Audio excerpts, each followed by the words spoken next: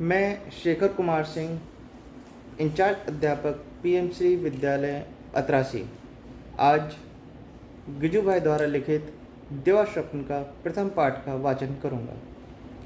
मैंने पढ़ा और सोचा तो बहुत कुछ था, परंतु मुझे अनुभव ना था।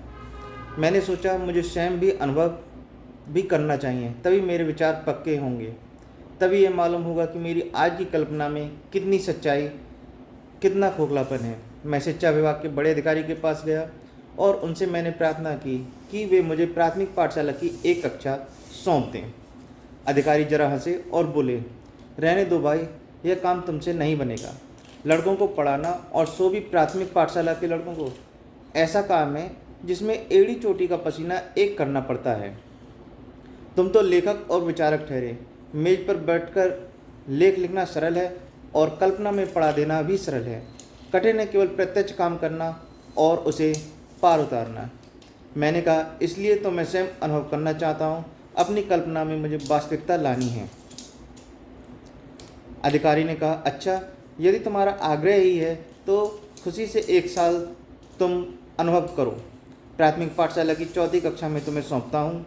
यह उसका पाठ्यक्रम है। ये उसमें चलने वाली कुछ पाठ्य पुस्तकें हैं और ये शिक्षा विभाग की छुट्टी आदि के कुछ नियम हैं। मैंने आदर की दृष्टि से उन सब चीज़ों को देखा। पाठ्यक्रम हाथ में लेकर जेब में रखा और पाठ्य पुस्तकों को एक डोरी से बांधने लगा। साहब ने कहा, देखो, जैसा चाहो वैसे प्रयोग करने की स्वतंत्रता तुम्हें है ही।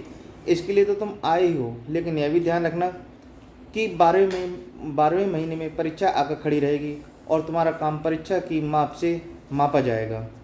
मैंने कहा, कबूल है, लेकिन मेरी एक अर्ज है, परीक्षक आप खुद ही रहिएगा। स्वयं आप ही को मेरे काम का अंदाज़ा लगाना पड़ेगा। प्रयोग करने की स्वतंत्रता आप दे रहे हैं तो आप ही को अपना काम दिखाकर मैं संतोष भी मानूंगा।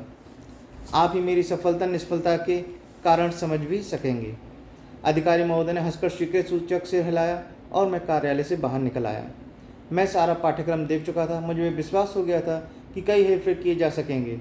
पाठ्य पुस्तकों को भी मैं एक नज़र देख गया। गुण दोष आंखों के सामने तैरने लगे। क्या क्या सुधार हो सकेगा सो भी सोच लिया। मन में मानो पहले दिन से आखिरी दिन तक के काम का चित्र खड़ा हो गया। परीक्षा और उसके परिणाम के दिन की भी मैंने कल्पना कर ली और इन बातों के मंसूबे भी बन गए कि सारा साल इस तरह काम चलेगा, ऐसा काम होगा और यह परिणाम आएगा। विचारों ही विचारों के रात के 2 कब बज गए पता न चला। आखिर अगले दिन के कार्यक्रम को कागज पर टीप कर 3 बजते बजते मैं सो गया। सवेरा हुआ, उत्साह था, श्रद्धा थी, वेग था। नहा धोकर अल्पाहार करके मैं ठीक समय पर 3रे नंबर की पाठशाला में जा पहुंचा। अभी शाला खुली नहीं थी। हमारे प्रधानाध्यापक भी नहीं आए थे। चपरासी उनके घर चाबी लेने गए थे।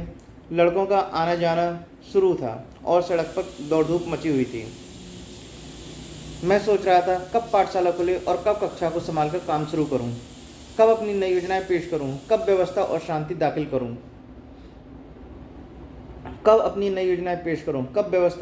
दाखिल करूं, तब रसिक रीति से पाठ समझाऊं और कब छात्रों के मन हर लूं। उस समय शायद मेरे दिमाग में खून बड़ी तेजी से चक्कर काट रहा होगा। घंटी बजी। लड़के कक्षा में आकर बैठे और प्रधानाध्यापक ने मेरे साथ आकर मुझे मेरी कक्षा दिखाई और लड़कों से कहा, देखो, ये महाशय लक्ष्मी शंकर आज से तुम्हें शिक्षक हैं। ये जैसा कहें वैसा ही करना, इनकी आज्ञा मानना, देखना कोई उधम न मचाना। प्रधानाध्यापक बोल रहे थे और इधर मैं अपने 12 महीने के साथियों के सामने देख रहा था। कोई मुस्कराया, कोई तिरछी निगाह करके आंख मारी, किसी ने ऐंठ के साथ सिर हिलाया। कुछ मेरे सामने आश्चर्य और मजाक की नज़र से देखते रहे और भौचक खड़े रहे। मैंने देखा कि इन लड़कों को मुझे पढ़ाना, इन मस्करे, ऊधमी, ऐंठवार और चित्त विचित्र लड़कों को। मन थोड़ा शय तो गया, मेरी थोड़ी छाती भी धड़क गई, लेकिन सोचा परवाह नहीं, धीरे धीरे देख लूँगा। मैंने रात टीपी हुई बातें जेब से निकाल कर देखनी। लिखा था, पहले शांति का खेल, फिर कक्षा की सफाई की जांच, फिर शयगान, फिर वार्तालाप आदि। मैंने लड़कों से कहा, आओ हम शांति का खेल खेलें। देखो, मैं ओम शांति कहूँ तब सब चुपचाप बैठ जाना, बराबर पालती मारकर बैठना, देखना कोई हिलना डुलना नहीं। जब तक मैं दरवाजे बंद करूँगा और अंधेरा रहेगा, तुम सब शांत रहना। तुम्हें आसपास का कोलाहल सुनाई देगा, उसे सुनने में बड़ा मज़ा आएगा। तुम्हें मक्खियों की भिनभिनाहट सुनाई पड़ेगी, तुम्हें अपना श्वासोच्छ्वास भी सुनाई पड़ेगा। फिर मैं गाऊंगा और तुम सुनना। इतना कह चुकने के बाद मैंने शांति का खेल शुरू किया। मैं ओम शांति बोला, लेकिन लड़के तो धक्का मुक्की में और बातों में लगे थे। दो चार बोला, लेकिन मानो हवा में ही ना बोलता हूँ। मैं मन में शक पकाया, यह तो कैसे कहता कि चुप रहो, गड़बड़ ना करो, तमाचा मारकर डराता भी कैसे। खैर मैं आगे बढ़ा और खिड़कियां बंद की। अंधेरा हुआ और ध्यान चला। लड़कों में कोई ऊँ करने लगा, कोई हाव हाव करने लगा, तो कोई धम धम पैर पछाड़ने लगा। इतने में एक ने ताली बजाई और सब ताली बजाने लगे। फिर कोई हंसा और हंसी उड़ने लगी। मैं खिसे आ गया, मेरा मुंह फीका पड़ गया। मैंने खिड़कियां खोल दी और थोड़ी देर कमरे के बाहर जाकर वापस आया। सारी कक्षा उधम मचाने में लगी हुई थी। लड़के एक दूसरे से ओम शांति कह रहे थे, कुछ खड़े होकर खुद ही खिड़कियां बंद कर रहे थे। मैंने सोचा मेरे सारे नोट्स तो बेकार गए। घर में बैठे बैठे नोट्स लिखना कल्पना में पड़ा देना सहल था, लेकिन यह तो लोहे के चने चबाना है। जो अब तक कोलाहल और उधम में पले हुए हैं, उनके सामने शांति का खेल तो अभी तो भैंस के सामने भागवत पढ़ने के समान है। लेकिन चिंता नहीं, अच्छा ही हुआ कि पहले ही कौर में वह मक्खी आ गई। कल से अब नया आरंभ करूँगा। मैं कक्षा में आया और लड़कों से कहा, भाइयों आज अधिक काम नहीं करेंगे, अब मैं कल अपना नया काम शुरू करूँगा। आज तुम छुट्टी मनाओ।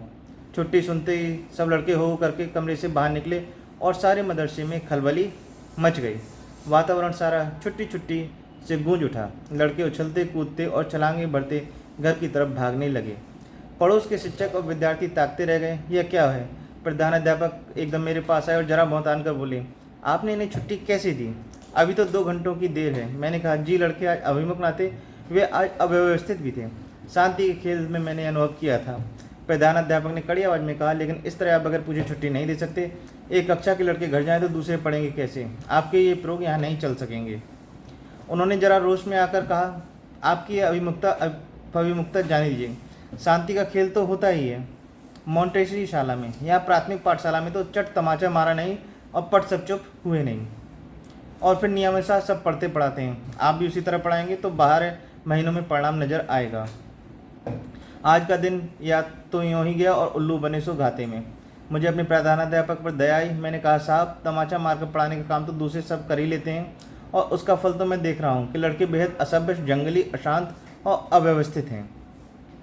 मैं तो यह भी देख रहा हूँ कि इन 4 वर्षों की शिक्षा में लड़कों मानो यही सीखें, हा हा हू हू और तालियां बजाना। उन्हें अपनी पाठशाला में प्रेम तो है ही नहीं। छुट्टी का नाम सुना नहीं कि चलते कूदते भाग गए। प्रधानाध्यापक बोले, तो ये सब आप करते रहें, हम देख लेंगे। मैं धीमे पैरों और बैठे दिल से घर लौटा।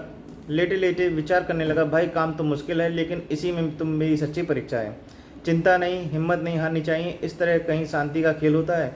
मॉन्टेसरी पद्धति में इसके लिए पहले से ही कितनी तालीम दी जाती है। मैं भी थोड़ा मूर्ख तो हूँ ही। पहले दिन यह काम शुरू कर दिया। पहले मुझे इन लोगों से थोड़ा परिचय बढ़ाना चाहिए। मेरे लिए इनके दिल में कुछ प्रेम और रस पैदा होना चाहिए, तब कहीं भी मेरा कहना कुछ सुने और करेंगे। जहाँ पाठशाला नहीं बल्कि छुट्टी पे आ रही है, वहाँ काम करने की मानी है यानी भागीरथ को गंगा लाना है। दूसरे दिन के काम की बात ठहराई और मैं सो गया। रात तो आज और अगले दिन के काम के सपने देखने में ही बीत गई।